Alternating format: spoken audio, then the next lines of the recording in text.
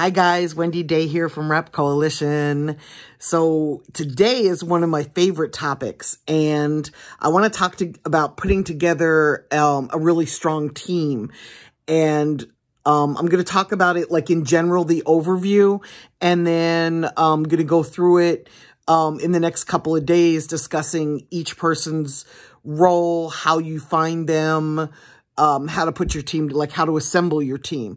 But today I just want to do the overview of how to put together a strong team. And your team consists of a lawyer, an accountant, a manager, a publicist, a booking agent, a social media guru, and I think we should add videographer, like somebody to collect content, because content is so important today that you almost need to have somebody with you like at all times so that you can pretty much film your whole life. Like it's like living out loud, right?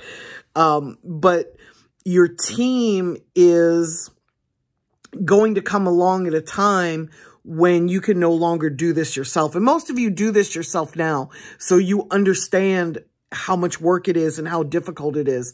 But it's going to get to a point where you're not going to be able to handle all of this yourself, from, designing and implementing the merchandise and booking the shows and putting together your plan, negotiating contracts with sponsors and,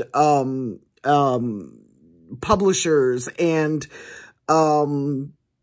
getting all of your content together and knowing what's going to drop on what day and setting it up so that it drops in an orderly fashion, getting blogs to write about you. What else? That's pretty much it. At some point, you're going to need to have a team of people around you. And in order to have a team of people around you, you're going to need to have some income coming in order to pay these people. Like, for example, a manager gets paid 15 to 20% of your entertainment income. So if you're not making any money and you want to attract a great manager, and by a great manager, I mean somebody that has experience and that does this for a living, somebody that has the connections to help you get to the next level. You're already struggling. That's where you are now. You are the mayor of Struggle Town right now. So you want to be in a situation where you can attract people that can help get you to the next level so that you can get rid of some of the struggle in your life, so that you don't have to keep doing all of this yourself. And one of the ways that you attract a great team is you show that you've got movement forward. Nobody wants to become part of a team where there's no movement and no excitement and where nobody else is involved. So you can't just wake up on a Monday and say, okay, I'm going to be a rapper, and then on Wednesday expect to attract a team. It's just not realistic. You might be able to enlist your friends who love you as a human being to become part of your team, but you're not going to really be able to attract people that are already in the music industry, that have value, and that are already doing this for a living. And in a perfect world, that's what you want. You want somebody that's got a track record of success so that they can help catapult you to the next level. But in order to do so, you need to be moving around. You need to have your numbers building. You need to have your views building with real fans. You want to have your Spotify and your Apple numbers in terms of streams and in terms of people that are subscribing to your Spotify channel or following you on Spotify and Apple. You want those numbers to be increasing as well.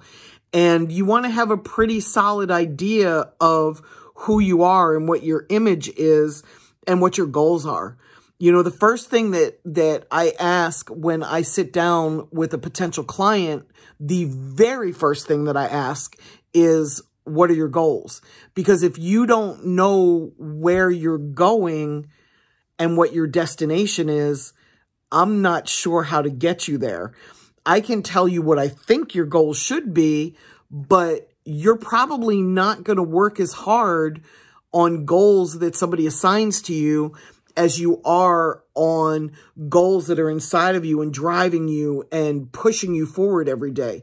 You know, the music industry is very much like a bitch who doesn't love you back, or a man who doesn't love you back. It's sometimes thankless. It's sometimes going on in the face of adversity. It's sometimes picking yourself back up after you get knocked down.